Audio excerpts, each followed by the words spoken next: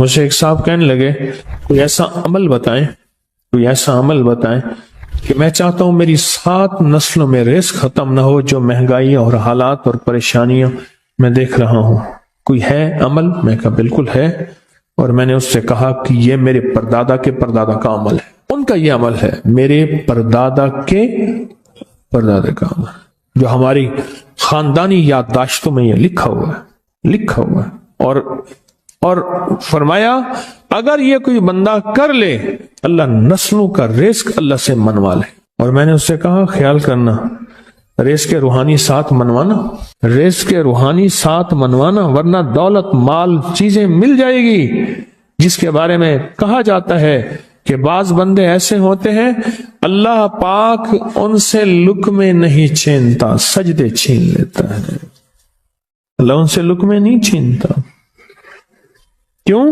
رزق جسمانی دوسرے لفظوں میں مل رہا ہے، اور رزق روحانی اللہ چھین لیتا ہے۔ یہ جو آج آپ بیٹھے ہیں تسبیح خانے میں اور میں بیٹھا ہوں، یہ ہم روحانی دسترخوان پہ بیٹھے ہیں، یہ بہت بڑا دسترخوان لگا ہوا ہے، یہ دسترخوان ہے۔ سنا ہے در یار پہ بڑی دھوم ہے، سنا ہے در یار پہ بڑی دھوم ہے، وہاں عاشقوں کا ہجوم ہے۔ یہ روحانی دسترخوان ہے، میں بھی خود محتاج ہوں، یہ روحانی دسترخوان ہے۔ تو میں نے اس سے عرض کیا کہ ایک دسترخوان نہیں مانگنا، دونوں مانگنا، رزق روحانی بھی، رزق جسمانی تو اس کو بھی ملتا ہے جس کو کلمہ نصیب نہیں ہوا، رزق جسمانی تو اس کو ہی ملتا ہے جس کو کملی والی کی غلامی نصیب نہیں ہوئی، رزق جسمانی تو اس کو ہی ملتا ہے جس کے ماتھے پہ شقاوت لکھی ہے، رزق جسمانی تو اس کو ملتا ہے جو اللہ کا نافرمان ہے، رزق جسمانی تو اس کو ملتا ہے جو اللہ کے وجود کا انکار کرتا ہے، رزق جسمانی تو اس کو ہی ملتا ہے جو آخرت اور قبر کا انکار کرتا ہے، رزق جسمانی تو اس کو ملتا ہے جو جنات اور برزخ کا انکار کرتا ہے، رزق جسمانی تو اس کو ملتا ہے جو خود کملی والے کی نبوت کا انکار کرتا ہے، وہ تو بے بہا لوگ ہیں، ان کو ملتا ہے۔ پر تجھے بھی صرف رزق جسمانی ملا اور اللہ سے یہ منوا لیا، نہ یہ نہ منوانا، اللہ سے کہنا ہے اللہ رزق روحانی بھی دے اور رزق جسمانی بھی دے، 2 رزق اکٹھے عطا فرما۔ کون سا رزق؟ رزق اور رزق جسمانی بھی دے۔ کہیں ایسا نہ ہو کہ میری نسلوں میں صرف مال دولت اور چیزیں ہوں اور تیرا نام اور تیرے حبیب کا نام نہ ہو، تیرا نام اور تیرے کملی والے کا نام نہ ہو، تیرا نام اور تیرے دوستوں کا نام نہ ہو، تیرا نام اور تیری آل و اصحاب کا نام نہ ہو۔ کہیں ایسا نہ ہو میں محروم ہو جاؤں، مجھے آل اور محمد اور آل محمد اور اصحاب محمد کی نسبتیں یہ بھی ساتھ عطا کیے رکھ۔ میں نے اس سے کہا کہ 2 چیزیں مانگنا۔ اچھا، قدرت کا نظام ہے، تو دیوانے بھی ہوتے ہیں، یقین والے ہوتے ہیں، آپ جیسے آپ مخلص بیٹھے ہیں، اور پوری دنیا میں ہمارے ساتھ اس وقت مخلص بیٹھے ہیں جو ہماری آج کی محفل میں شریک ہیں، ہوتے ہیں دیوانے۔ مجھ سے کہنے لگا ایک وقت ایک جگہ ہو بہت بہتر۔ میں نے اس سے کہا، میں نے کہا پھر بھی اگر ایک وقت ایک جگہ میسر نہ بھی ہو تو اگر عمل کسی وقت چوک جائے، عمل کی جگہ چوک جائے، عمل کا وقت چوک جائے، مجبوری میں نہ ہو تو بہتر ہے، پر توجہ نہ چوکے، دھیان نہ جائے، استحضار نہ جائے، یقین نہ جائے، اور سچا یقین ہو کہ میرا اللہ خود کہتا ہے یہ مانگنا بھی تو اسی نے دیا ہے نا، جب اس کریم نے مانگنا ہی خود دیا ہے تو عطا بھی خود کرے گا۔ نہیں خوف نارے جہیم کا کہ کرم ہے مجھ پہ کریم کا، وہ خود عطا کرے گا مجھے، اس نے مانگنا دیا دے گا۔ یقین ہو ایسا ایسا ایسا ایسا، اتنا زبردست یقین ہو، اتنا یقین ہو اللہ کے ملنے پہ اور اللہ کے مانگنے پہ، اتنا یقین ہو کہ گمان اور خیال سے بالا تر یقین ہو، بہت زیادہ یقین ہو۔ یاد رکھیے گا میری بات، میری طرف دیکھتے رہیں، یاد رکھیے گا جس کو ملا ہے یقین کی طاقت میں ملا ہے، اور جس سے چھنا ہے بے یقینی نے اس سے سب کچھ چھین لیا، بے یقینی نے اس سے سب کچھ چھین لیا ہے۔ جس کو ملا ہے یقین کی طاقت سے ملا ہے، یقین ہو کہ میں کر رہا ہوں اور اللہ مجھے دے دے گا۔ کہا کہ کیسا یقین ہو؟ کہا جیسے بکری کے تھن دودھ سے بھرے ہوئے اور میں کہوں کہ میرے ہاتھ سے دباؤں گا اور دودھ نکلے گا، اس سے زیادہ یقین۔ اور کہا کس سے زیادہ یقین؟ کہا کہ ایک بڑا نوٹ ہو اور بڑا نوٹ کے اندر جو ہے ایک آنے کی چیز آنی ہے، تو میں کہوں گا اس سے تو اس کی نوٹ کے اندر تو ہزاروں آنے ہیں، اور میں ایک آنے کی چیز، ایک ٹکے کی چیز لوں گا اور میرا کام بن جائے گا۔ اس سے زیادہ یقین ہو، اور اس سے کہیں زیادہ یقین ہو کہ سخت پیاس ہے اور میں پانی کو دیکھوں، اور پانی کو دیکھتے ہی مجھے یقین ہو کہ اس سخت پیاس میں میرا پیاس بجھ جائے گی، پیٹ بھر جائے گا، اس سے کہیں زیادہ یقین ہو۔ میں پھر بھی یقین کو نہیں سمجھا سکا، علم بھی محدود ہے، الفاظ بھی میرے پاس محدود ہیں، اس سے کہیں زیادہ یقین ہو، اس سے کہیں زیادہ یقین ہو، اور بہت زیادہ یقین ہو۔ کیا خیال ہے، آپ چاہیں گے اپنی نسلوں کے لیے بخت، رزق، نصیب اور مقدر منوا لیں؟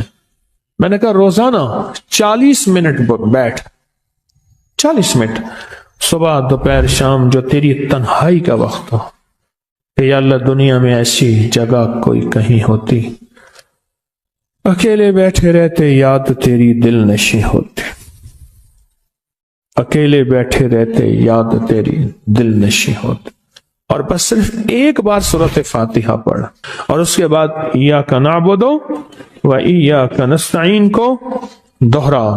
تو میں نے اس سے عرض کیا کہ بس اس کو وجدان سے پڑھو، ایسے پڑھ کے رونگٹے کھڑے ہو جائیں، آنسو بہنے لگ جائیں، دل کے اندر کا درد اور دل کا اندر کا غم اور اللہ کے سامنے حاضری، استحضار، اور یہ کیفیتیں تیری ہوں کہ بس اس کے علاوہ کوئی مجھے یاد نہ رہے۔ اس درد سے پڑھو، صرف 40 منٹ۔ 40 کی عدد کے ساتھ کائنات کے رازوں کا بڑا تعلق ہے۔ 40 کا جو عدد ہوتا ہے، بس 40 کے عدد کے ساتھ پڑھ، اور بہت توجہ سے پڑھ، اور بہت دھیان سے پڑھ، بہت توجہ سے، روز پڑھ۔ مجھ سے کہنے لگا کتنے دن پڑھوں؟ تو میں نے اس سے کہا مجھ سے یہ دن نہ پوچھ، تیرا دل خود بولے گا کہ فیصلے ہو گئے ہیں، بس ختم، دل خود بولے گا۔ یہ بتائیں کہ پیٹ بھرتے ہوئے کوئی گھنٹی بجتی ہے، یہ دل خود بولتا ہے کہ پیٹ بھر گیا؟ پیاس میں بھی کوئی کہتا تو نہیں ہے کہ آپ کی پیاس بجھ گئی ہے، وہ دل خود بولتا ہے کہ بس اب پانی کی ضرورت نہیں ہے۔ نیند سے دل بھر جائے تو بس دل کے بس اب سو لیا، وہ اٹھیں۔ اسی طرح دل خود بولے، دل خود بولے، کیا بولے؟ دل خود بولے، اور دل اندر بولے، دل اندر بولے کہ اللہ پاک جل شانہ نے نسلوں کے لیے رزق، عزت، دولت، برکت، جب تک تو نفع مند تیری سیوا کی، تجھے پانی میں نہلایا۔ اور کئی لوگ ایسے ہیں جو بھینسوں کے لیے بہترین اے سی چلاتے ہیں، دودھ خشک نہ کر جائیں، کولر چلاتے ہیں، گرمیوں میں ٹھنڈک کا انتظام کرتے ہیں۔ میں نے تیری خدمت کی، پر آج تو نفع مند نہیں ہے، تیری ذات سے نفع نہیں مل رہا، تیری ذات سے فائدہ نہیں مل رہا، اس لیے تجھے چھری کے حوالے۔ کتنی عجیب بات۔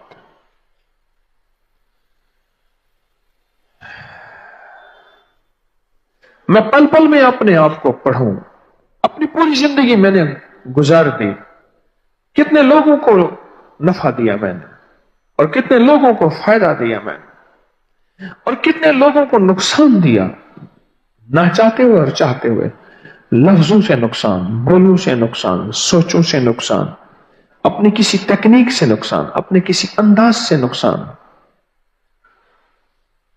اور ایک اور سوچیں، کتنے لوگوں کو میں نفع دے سکتا تھا پر نہ دیا، میری ذات سے نفع مل سکتا تھا پر نہ ملا۔ سوچیں پل پل میں،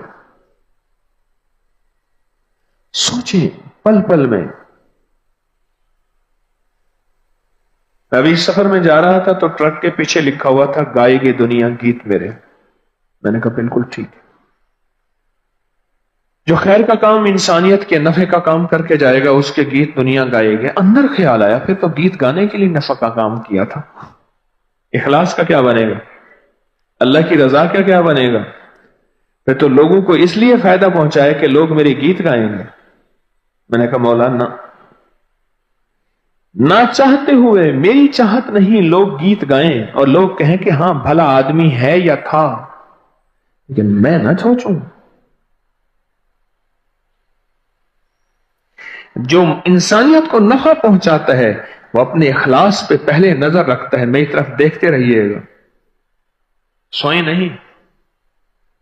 और सोने वाली हालत हटा लें, ये ऐसे पकड़ के टांगों को ऐसे सो जाना, ये हालत हटा लें पहले। जो इंसानियत को नफा देता है वो अपनी नजर दिल पे बड़ी नजर रखता है। किस लिए कर रहा? अल्लाह के लिए, दिखावे के लिए, शोहरत के लिए, वाह वाह के लिए। सारी दुनिया उसे कह दे 2 नंबर है, अल्लाह कह दे 1 नंबर है, दुनिया के कहने से कुछ नहीं होता। और सारी दुनिया उसे हजरत साहब कह दे, बुजुर्ग कह दे, औलिया कह दे, मेरा अल्लाह कह दे तो दुनिया के दिखावे के लिए रंगबाजी करता था, 2 नंबरी करता था। दुनिया को दिखा ले, 4 दिन दिखाएगा, आखिर मेरे पास तो आना है। अबू हुरैरा रज़ी अल्लाह तआला अन्हु फरमाते हैं, इस हदीस को जब भी बयान करा बेहोश होकर गिर जाते थे कि एक आलिम जाएगा और अल्लाह के पास, हाँ भाई या अल्लाह इल्म तेरे लिए पढ़ा और तेरी मखलूक को इल्म सिखाया। फरमाया नहीं, इसलिए कि मुझे लोग वाह वाह करें। एक सखी जाएगा, किस लिए? या अल्लाह मखलूक पे माल लुटाया, मखलूक की खिदमत की, इंसानियत का दर्द था, इंसानियत का गम था, और माल लुटाता गया और खाने खिलाता गया, चीजें वह नहीं, हमारे लिए नहीं था, मखलूक के दिखावे के लिए था। और एक मुजाहिद, उसके खून टपक रहा होगा, किस लिए? या अल्लाह तेरी राहों में सर दे दिया, तेरी राहों में खून लहूलुहान और टुकड़े टुकड़े हो गया। पर मैं नहीं, तेरा मतलब वाह वाह थी और दुनिया में वाह वाह हो गई, जा अब दुनिया वालों से नफा ले, तेरे हमारे पास तेरे लिए कोई ना नफा है, ना उम्मीद है, ना रजा है, ना मोहब्बत है, ना शफाअत है, ना इताअत है, ना तेरे लिए कोई वादे हैं, ना जन्नत के, ना किसी चीज के, जा उनके पास चले जा। लोगों के बारे में हम क्यों कहें वो 2 नंबर है, अपने बारे में हर वक्त शक में रहे। बदकिस्मत शख्स है जो लोगों के बारे में तबसरे करेगा, अपनी बुजुर्गी चमकाता है, अपनी चौधराहट चमकाता है, इसका डेरा इसलिए चल रहा, खाने इसलिए खिला रहा कि लोग कहें सखियों में चौधरी इसलिए बना हुआ है, ये इसलिए खाना खिला रहा, ये इसलिए लोगों को पैसे दे रहा कि मेरी वाह वाह हो। पता नहीं वो उसके दिल में वो हो ही ना, और मैं ऐसी खामखा के लिए उसको उसके बारे में ख्याल करके गुमान करके गुनाहगार हो जाऊं। वो तो सच्चा सखी था, वो सच्चा शख्स था जो मखलूक के दुखों के लिए भागदौड़ कर रहा, उसके दिल में तो ये था ही नहीं। हमें तो सोच में भी पहरे बिठाने होंगे, हमारी तो सोच भी अपनी नहीं है, हमें तो सोच भी मखलूक की खैरखाही को सोचना होगा। एक बात मैं अक्सर अर्ज किया करता हूं कि मरने से पहले मैं अपने आप को मुखलिस नहीं कह सकता। कैसे कह सकता हूं कि मैं मुखलिस हूं, मैं बिल्कुल खालिस और मेरी नीयत बिल्कुल सच्ची है, खोटी नहीं है, मेरे अंदर खोट नहीं है, मैं मौत से पहले कैसे कह सकता हूं? तवे पे रोटी के जलते देर लगती है, इंसान के बदलते देर नहीं लगती, बकौल एक अल्लाह वाले का।